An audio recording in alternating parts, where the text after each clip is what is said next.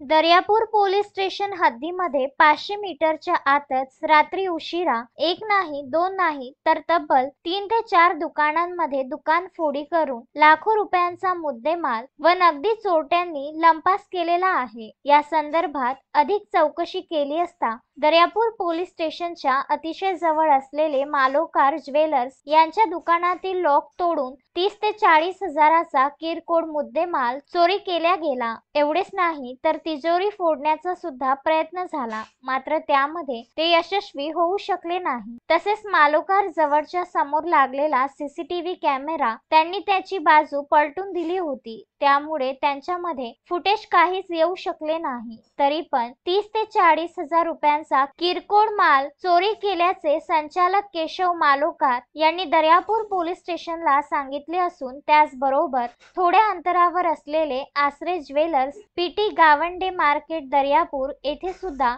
चोरी करण्याचा प्रयत्न झाला। त्या ठिकाणी सुद्धा त्यांनी तेथील सीसीटीव्ही कॅमेरे नादुरुस्त केल्याचे समजते। त्याच दुकानाच्या शेजारी रोडवर असलेले भरत नाईक यांचे दारूचे दुकान सुद्धा उशिरा रात्री फोडून दुकानातील 60 ते 70 हजार रुपये रोख, 10 ते 20 रुपयाच्या नोटा व चिल्लरचा माल लंपास केला। हे करताना त्या ठिकाणी असलेला सीसीटीव्ही कॅमेरा व डीव्हीआर सुद्धा चोरून नेला।